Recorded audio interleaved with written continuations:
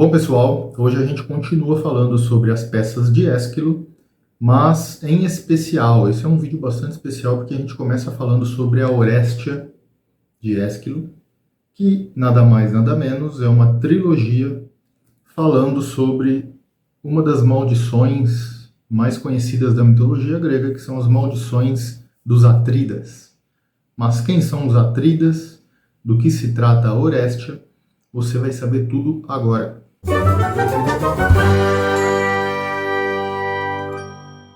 Bom, como eu disse, essa história, né, essa peça do Ésquilo, ela é uma trilogia, isso quer dizer que ela tem uma sequência de 3 peças, tá?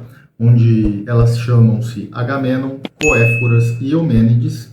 Nessa versão aqui da Zahar é bastante interessante porque tem as 3 em um livro só, tá? É traduzido pelo Mário da Gamakuri, que tem uma tradução muito fácil de ler, muito fácil de entender, né? É bem conhecido já nesse mundo de tragédias gregas. Então, recomendo esta versão, vai estar aqui na descrição, inclusive o link, se você quiser adquiri-la, tá? Mas é facilmente encontrado em qualquer livraria, sebos e afins, tá? Então, essa trilogia, ela retrata a história de Agamenon retornando do cerco de Troia e todo o desfecho que vai acontecer ali em relação a uma maldição que foi lançada sobre o seu pai, Atreu. Por isso que a gente chama de Atrida, né? Então, Menelau e Agamenon, que são irmãos, são filhos de Atreu, que foi amaldiçoado graças ao pai de Atreu, que chamava Pélops. A gente já falou de Pélops ali nos vídeos de Édipo, né, sobre a trilogia tebana, porque teve um certo problema ali entre Laio, o pai de Édipo, e Pélops, quando Laio sequestra um dos seus filhos ali. Mas enfim, para que a gente entenda um pouco como que a Orestia se desenrola, a gente precisa voltar na linha do tempo ali da mitologia e entender desde o tempo em que Pélops chega à Grécia. Tá? Pélops é avô de Agamenon, tá? Mas eu vou mostrar aqui para vocês, vou fazer uma leve introdução, mas se vocês quiserem entender um pouco mais sobre mitologia, tem alguns livros que eu vou colocar aqui na descrição também, como o Livro de Ouro da Mitologia, o Livro da Mitologia. Tem um também que é do próprio Mário da Gamakuri, que é o tradutor dessa versão aqui, que ele escreveu pela Zahar também, que chama-se O Dicionário da Mitologia Grega e Romana. É muito bom esse livro, facilmente encontrado em sebos também, tá? E eu vou deixar o link para esse livro. Mas basicamente a história toda começa assim, ó. Pélops vem até a Grécia para desposar Hipodâmia. Ele era apaixonado ali pela Hipodâmia, que era filho do rei Enomal. Tá? Então Hipodâmia era filha de um rei chamado Enomal, e Pélops vem até a Grécia para desposá-la, para casar com ela. Só que esse rei Enomal era meio rígido, ele não queria muito deixar a sua filha Hipodâmia casar com qualquer um. Então ele propunha desafios para os pretendentes à mão da sua filha. Antes do Pélops, ele já tinha matado 12 pretendentes, porque ele propunha ali alguns desafios, esses pretendentes não ganhavam dele nesse desafio, e ele ia lá, degolava os caras e enfeitava os seus portões com a cabeça desses pretendentes. Então Pélops foi lá. Pélops não era uma pessoa comum, ele era bem ali guerreirão. Chegou lá, pediu a mão da Hipodâmia, e aí o Enomal chegou e falou, ó, só que para ter a mão dela você precisa me vencer num duelo, e o duelo é uma corrida de cavalos, você vai ter que me vencer. Porém, o que o Pélops não sabia era que os cavalos de Enomal foram doados a ele por Ares. Eram cavalos divinos. Então, por isso que ninguém ganhava dele. E quando Pélops descobriu isso, o que ele fez? Ele chegou lá no cocheiro, chamava Mírtilo, e falou, ó, Mírtilo, faz o seguinte, cara, eu te encho de ouros, aí te encho de tesouros, se você sabotar o carro do Enomal, e eu ganhar essa corrida e conseguir casar com a Hipodâmia. O Mírtilo aceitou, sabotou o carro, e o que aconteceu? Pélops ganha a corrida, desposa a Hipodâmia, casa com ela, e assim ele viveu feliz para sempre, só que não. Então o que acontece depois? Eu estou resumindo bem o mito todo aqui, tá, de Pélops. Esses livros que eu citei ali no começo, eles vão te dar uma visão muito mais ampla. Essa versão, inclusive, tem uma introdução do Mário da Gamakuri que passa por tudo isso que eu estou dizendo, tá? Então aí, para não deixar rastros, né, o que o Pélops faz? Ele mata o Mírtilo, para ninguém dizer, né, para o Myrtilo não dizer que ele tinha sabotado ali o carro do Enomal. E aí ele mata o Myrtilo e vive ali com a Hipodâmia. Só que antes de morrer, o Myrtilo amaldiçoa Pelops. E aí é a primeira maldição. Uma maldição que vai pegar todos os seus descendentes. Eu não sei, mas a gente não sabe qual é esta maldição, mas a gente sabe que coisa boa não vem daí, como a gente já viu na história do Édipo. Tá? Então, se você quiser ver a história do Édipo, acesse aí o vídeo, tá? Porque a gente tem ali toda uma trilha para entender o mito de Édipo. E lá a gente fala muito de maldições. Pois bem, começa então a maldição de Pélops. Pélops casa com Hipodâmia e Pélops se torna senhor ali de várias ilhas da Grécia. Por isso essas regiões elas ficam conhecidas como Peloponeso, né, já que é de Pélops. E Pélops tem alguns filhos com Hipodâmia, entre eles dois que chamam-se Atreu e Tiestes. Bom, Atreu e Tiestes são irmãos, existem alguns outros filhos, tá? Entre eles, um dos filhos de Pélops e de Hipodâmia é Crísipo, só que algumas versões dizem que Crísipo não é filho de Hipodâmia, é filho de uma deusa, e por isso era o preferido de Pélops. Por isso também a sua raiva quando Laio sequestra Crísipo, tá? Mas enfim, aqui a gente vai se concentrar em Atreu e Tiestes, tá? Atreu e Tiestes, em determinado momento, eles entram em conflito entre si pelo trono de Micenas, e aí os deuses dizem que quem trouxer um carneiro com lã de ouro será o rei. E Atreu vai lá ver o seu rebanho e encontra. Só que aí o que ele diz? Ele vai para a esposa dele, que chama Érope, e fala assim: Érope, segura esse carneiro aí, te dou ele de presente, ele tem lã de ouro, porque quem tiver ele vai ser o rei. Só que ele não sabia que Tieste, seu irmão, era amante da sua esposa. E o presente que ele deu para a esposa deu para o amante, que era irmão. Vai vendo. É um negócio meio, né, bastante trágico, inclusive, né? Digno de novela das 8. Então, Atreu tem o velo de ouro lá, aquele carneirinho de ouro, com lã de ouro. Ele vai ser rei de Micenas, porque os deuses prometeram isso. Ele entrega esse carneiro para sua esposa. A sua esposa, ao invés de guardar, entrega para o amante, que, por sua vez, é irmão de Atreu, Tiestes. Zeus vê isso, se compadece. Ele gostava muito de Atreu e fala: não importa quem tem o carneiro, o rei vai ser Atreu. E assim Atreu sobe ao trono de Micenas. Começa o seu reinado assim. Só que ele descobre que sua esposa era amante do seu próprio irmão. E assim que ele se torna rei, ele exila Tiestes. Ele manda Tiestes caçar seu rumo, sair lá da região de Micenas, porque ali era dele. Mas aí depois ele pensa melhor e ele fala: eu preciso me vingar. E aí começa de novo aquela fúria humana que a gente vê nas tragédias, né? Começa um conceito que a gente vai ver daqui a pouco chamado de desmedida, tá?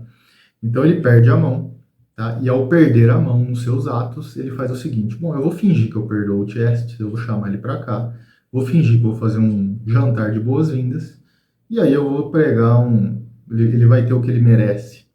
Neste jantar, ele chama Tiestes. Nesse jantar, em segredo, ele mata dois filhos de Tiestes e serve esses filhos para ele comer. Vai vendo. Então, Tiestes, achando que foi perdoado pelo irmão, vem para uma mesa de jantar, ou seja, se hospeda ali na casa do seu irmão, né? E come a carne dos próprios filhos. E no fim do jantar, Atreu manda entrar a cabeça dos filhos e os ossos para que o Tiestes pudesse ver. Olha aí como ele perde a mão, ele passa do ponto, né? Então Tiestes fica ali furioso com aquela questão e amaldiçoa Atreu. E aí a gente tem Atreu sendo afligido por duas maldições, né? Uma que já vinha do seu pai e uma agora que seu próprio irmão atua sobre ele, né? Ou lança sobre ele. Só que Tiestes não fica contente e ele faz o seguinte: ele tinha um outro filho que chama Egisto. E ele vai nesse filho e fala o seguinte: ó, você precisa me vingar. Talvez eu não consiga em vida, mas fica você designado a vingar eu contra esse tirano aqui do Atreu. E beleza. Beleza não, né? Um puta problemão. A gente tem aí uma tragédia atrás da outra, uma maldição atrás da outra, e os deuses, né, com toda certeza, se regozijando com isso. E aí a história continua. E isso tudo antes desse livro aqui. Isso é só uma introdução para vocês entenderem. Bom, e aí a gente chega então em Agamenon, tá? Agamenon era filho de Atreu, assim como Menelau. Então a gente tem dois irmãos, Agamenon e Menelau. Esses dois, eles vão aparecer muito na Ilíada. Se você já assistiu o filme Troia, tá? Eles aparecem lá. Então, nós temos esses dois irmãos, filhos de Atreu, que agora são reis ali em Micenas, Argos e Esparta, né? E o que acontece? Agamenon é casado com uma mulher que chama Clitemnestra, que é irmã de Helena, a Helena de Troia. A Helena é casada com Menelau, então os irmãos casaram-se com irmãs. Tá? Clitemnestra e Helena são irmãs gêmeas, só que assim, uma é filha de Zeus, Helena, por isso que ela é tão bela, e Clitemnestra não, é filha de pessoas normais como eu e você. Mas ambas são muito belas. Agamenon casa com Clitemnestra e tem filhos com ela. Esses filhos são Ifigênia, Orestes e Electra. E Menelau casa com Helena. E aí a gente sabe que Troia vem até Esparta, se reúne ali com Menelau, e Paris, aquele garotinho, ele leva Helena para Troia, ou seja, ele foge com ela para Troia. Menelau, furioso, pede ajuda para o irmão para fazer um cerco em Troia e recuperar sua esposa Helena. Agamenon, cheio de fúria, né? Ele aceita o desafio do irmão. Só que Agamenon era aquele rei, né? Aquele rei ali da região que conseguia regimentar mais tropas. Então ele vira o líder dessa comitiva. E a comitiva toda se reúne ali num determinado lugar. Dizem, né, que várias naus, né, a história conta, a gente vai ver isso na Ilíada, que é o livro do mês. Essas naus se reúnem ali em um lugar da Grécia antes de ir até Troia. Nesse momento, Ártemis ela não gosta de tudo que está acontecendo ali. Algumas versões dizem que Agamenon ele foi caçar e matou ali um veado que era o preferido de Ártemis. Então, como é um mito, as versões elas acabam se misturando. Mas o que a gente sabe é que Ártemis não gosta de tudo aquilo e ela instaura uma certa tranquilidade no mar, né? Uma calmaria sem ventos, né? Ou seja, calmaria, a gente já entende que não tem vento nenhum. E com isso as naus não conseguem sair do lugar, eles não conseguem ir até Troia, se dirigir a Troia. E aí o negócio começa a ficar conflituoso. Imagina um monte de gente num lugar esperando para ir para a guerra não vai, eles não conseguem ir nunca. Precisa de comida, e aí o negócio começa a ficar fora do controle. Agamenon vai até um oráculo e ele recebe a notícia de que Ártemis só vai permitir que eles fujam, né, que eles saiam daquele local, caso ele sacrifique a sua filha, Ifigênia. Olha isso. E a maldição continua, né? Então os deuses eles vão ali conduzindo, de acordo com seu bel prazer, o que os homens devem fazer. Agamenon não titubeia, ele aceita o desafio ali, o sacrifício, né? Só que aí como que ele vai explicar isso para a mulher dele? Então o que ele faz? Ele manda uma carta para Clitemnestra, dizendo que prometeu Ifigênia para Aquiles. E Aquiles era um dos maiores generais da Grécia. Que mãe que não queria ver sua filha casada com Aquiles. Ela fica cheia de si, ela fica toda feliz e leva Ifigênia até eles. Só que quando chega lá, ela descobre que não tinha casamento nenhum. E Ifigênia estava ali para ser sacrificada. Aí também tem várias versões, tá? Algumas dizem que Ifigênia, vendo a briga de todos eles, de Agamenon, Aquiles, a mãe, uma série de gente ali, ela se auto-sacrifica, né? Ela se mata ali para que acabe aquela maldição. Outros dizem que quando Agamenon foi matar a filha Ártemis, ela se compadeceu daquele momento e tirou a Ifigênia de lá e colocou um veado no lugar. E outros ainda dizem que Agamenon realmente sacrificou sua filha e ela teve a sua alma capturada pelos deuses e levada a um certo local. Mas enfim, o que a gente sabe é que Ifigênia foi sacrificada e que aí a calmaria passou e eles conseguiram ir para Troia. E aí começa a peça chamada Agamenon. Tudo que eu disse agora foi uma introdução para que a gente pudesse falar dessa pecinha aqui, ó, Agamenon, tá? Que é o que a gente vai falar nesse vídeo aqui. Sabendo de tudo isso que aconteceu, a gente já sabe que uma desgraça ronda essa família desde os tempos de Pélops.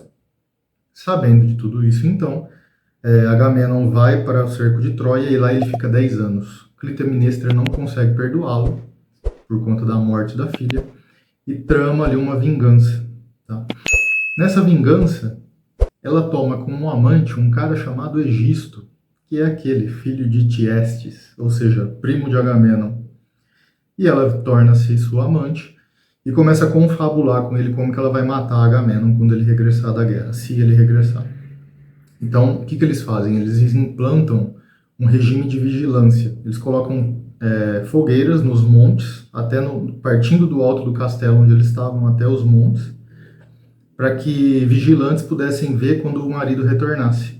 E ela pudesse saber quando ele retornasse antes dele chegar onde eles estavam. Então, esses vigilantes acenderiam as fogueiras e ela saberia. E eles têm esse regime de vigilância e realmente ele funciona. Então, quando eles retornam da guerra do cerco de Troia, essas fogueiras são acesas e Clitemnestra sabe que o marido chegou. E aí ela chega em Egisto e fala, se prepare que é hoje que a coisa vai acontecer. O que eles tinham imaginado? Quando eles receberem, né, o rei com pompas, como ele deveria, e a hora que ele entrasse no castelo e fosse se banhar, eles jogariam uma rede, né, por cima dele e ela esfaquearia o rei. Interessante também, um ponto, que o coro é formado por alguns anciãos, tá? O coro dessa peça é formado por anciãos ali da cidade, tá? E aí os anciãos falam, mas peraí, por que você está preparando tudo já? A gente não viu o rei ainda, e ela já sabia por conta do sinal ali de fogo que ela tinha implantado. E ela começa já a preparar ali oferendas, né, incensos, ela estende tapetes para Agamenon chegar. E quando Agamenon chega, ele traz consigo um espólio de guerra, tá? Que é uma mulher, filha de Príamo, rei de Troia, chamada Cassandra. Cassandra, ela tem o dom da visão, ela é uma visionária, ela consegue prever as coisas. Porque ela era tão bela que Apolo queria se casar com ela, ela aceitou. E quando ela aceitou, Apolo deu o dom da visão para ela. Mas quando ela rejeitou ele, o casamento, ele deu ali uma maldição. Beleza, você continua tendo o dom da visão, só que daqui em diante ninguém mais vai acreditar em você. Ou seja, não servia para nada o dom dela, só para ela mesma. E ela sofria com isso, obviamente, né? Devia ser muito melancólico. Mas enfim, Agamenon retorna, traz consigo Cassandra, que era sua amante, obviamente, e olha a afronta, né? Ele chega, ele mata a filha, vai pra guerra, fica 10 anos fora, chega com uma amante e quer ser recebido pela esposa ainda, né? Hoje a gente não consegue entender muito bem isso, não. Não sei se algum dia alguém conseguiu, né? Mas enfim, é assim que funciona. Ele chega, é recebido com pompas, e ali tem todo um mise-en-scène, tem toda uma acolhida, e Clitemnestra pede calorosamente para que ele entre, né, dentro do seu castelo, que ali ele vai ser recebido. Os jantares, os banquetes estão servidos para ele. E ela vê Cassandra, e Cassandra começa a perceber alguma coisa errada. Não, peraí, tem alguma coisa errada aqui. E Clitemnestra insiste, não, vamos para dentro. E ela não dá ouvido. Até começa uma parte meio um pouco cômica ali, porque Clitemnestra fala, Cassandra finge que não ouve, porque ela está com medo e ela já começa a saber que ela vai morrer e que o rei também vai morrer. Só que ninguém acredita nela, lembra? Então ela não tem muito o que fazer. O rei entra e Cassandra titubeia um pouco, mas entra junto. E aí não dá outra, né? Clitemnestra faz o que prometeu com a ajuda de Egisto e Agamenon é esfaqueado até a morte. Então Agamenon morre no retorno e Cassandra também é degolada ali, ela corta o pescoço da Cassandra e ambos morrem na chegada. Com o coro ali, os anciões eles escutam, né, esse barulho, esses gritos e vão até o castelo. Quando chegam lá, eles encontram os dois mortos, os dois corpos estendidos no chão. Depois de matar os dois, pela primeira vez na peça, a Clitemnestra ela vai invocar as fúrias, tá? Ela vai falar que agora ela conseguiu a sua vingança, ela conseguiu fazer Agamenon pagar por ter matado alguém do seu próprio sangue. E as fúrias são deusas que vingam a morte de pessoas que são mortas pelo próprio sangue, né? Ou seja, um pai matando um filho matando uma mãe. Isso vai ser um tema muito importante daqui em diante dentro da trilogia, tá? A peça Agamenon está chegando no fim, mas a trilogia ela tem ainda duas peças e as fúrias vão ser muito importantes. Então as fúrias elas são deuses muito mais antigos do que Atenas, do que Atena, do que Zeus, do que Apolo, porque elas são oriundas do tempo dos titãs ali, de Crono, de Urano, tá? Inclusive elas são oriundas do sangue de Urano quando Cronos o decepa. Então, como elas são responsáveis por esses crimes de vingança, Clitemnestra invoca e fala: eu consegui vingar, não preciso das fúrias. Porém, acontecimentos vão chegar e a gente vai ver que as fúrias vão aparecer. Mas nesse ponto, o que que é importante? O coro reprova muito o que eles fizeram, né? Os anciões ali, eles reprovam muito o que Clitemnestra e Egisto fizeram. Egisto aparece também e ele se torna o rei naquele local. Só que o que acontece? O coro, ao reprovar, lembra os dois de que Orestes, filho de Agamenon, ainda é vivo, e que ele é o herdeiro, e que muito provavelmente ele vai retornar, né, e vai reivindicar o trono, se é que ele não vingue a morte do pai. O que que a gente precisa saber aqui? Orestes, ele foge de Micenas, ele foge de Argos, porque ele fica com medo de Egisto o matar, já que ele é o herdeiro do trono. Então, como Clitemnestra e Egisto agora são amantes, ele fica muito vulnerável e foge para Fócida. Tá? Lá a gente vai ver na próxima peça o que acontece, mas ele não está ali onde a mãe está no momento. Então, o coro faz o alerta, ó, Orestes pode voltar e ele pode se vingar. E Electra, que é sua irmã, filha de Clitemnestra e de Agamenon, ela tá por ali, só que ela é tratada como uma criada dentro da casa. Bom, mas será que vai ter vingança? Será que vai ter alguma coisa desse tipo? A gente só vai saber na próxima peça, porque essa acaba assim. Ela acaba até de uma forma um pouco abrupta, né? Ali com o coro fazendo esses alertas. Mas a próxima peça, que é Coéforas, ela mostra bem ali o que vai acontecer. Bom, mas o que é importante a gente prestar atenção aqui, tá? Notem como a maldição ela vai passando de geração em geração, desde Pélops até Atreu, Tiestes, Agamenon, Menelau, Clitemnestra, né? Egisto.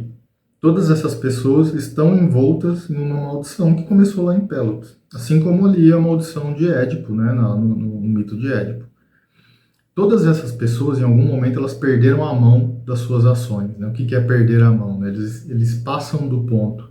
Então, por exemplo, Atreu serviu os próprios sobrinhos para o irmão comer, né? Pélops ali, ele arma toda uma circunstância para poder ganhar a mão da sua esposa e depois mata o seu aliado. Aqui a gente vê Clitemnestra também tramando uma vingança e executando seu próprio marido, exilando seu próprio filho, né? Meio que indiretamente, mas faz isso. A gente percebe o Agamenon matando a própria filha. Então, olha como as coisas passam do ponto. Então, a gente pode entender que as pessoas envolvidas nisso, elas são inflamadas de muita arrogância, de muita soberba, né? Elas começam a entender que elas não têm limites para nada. E aí o que acontece? Os deuses aparecem, né, em torno dessas maldições e falam assim, ó, cara, vai devagar aí, que você é um mero mortal, então se coloque no seu lugar. E aí muitas dessas maldições se voltam contra eles mesmos, né, contra essas pessoas, assim como foi Agamenon, né? E Clitemnestra a gente vai ver que vai caminhar por esse caminho também, né, que vai levar a esse caminho. Então, isso tudo a gente chama de desmedida, né? Um conceito ali envolto dentro desses heróis das tragédias. Por que desmedida? Porque eles perdem o ponto, eles passam do ponto ali das suas ações. E é isso que Ésquilo está nos mostrando aqui nessa trilogia. Essa primeira peça, ela marca tudo isso, né? Esse vídeo ele fica um pouco extenso, porque a gente tem que fazer aquela introdução. Mas agora a gente sabe o motivo dessa maldição dos Atridas. Tá? Que eram grandes reis, Menelau e Agamenon, porém estão envoltos em uma maldição, eles conseguem grandes conquistas, mas o fim da vida deles é bastante trágico. Principalmente Agamenon aqui nessa peça, tá bom? Então, o que eu peço agora? Aquele seu like maroto, a sua inscrição, o seu compartilhamento, e fique ligado nos próximos vídeos, porque a gente vai continuar a Orestia, falando agora das Coéforas, que é o retorno de Orestes para vingar ou não a morte do seu pai. Isso você só vai saber assistindo o próximo vídeo e lendo este livro aqui, ok? Portanto, eu fico por aqui, Eduardo Cassaga, um amante da tragédia grega, flutuando do nada a lugar nenhum, nesse pálido ponto azul. Fui.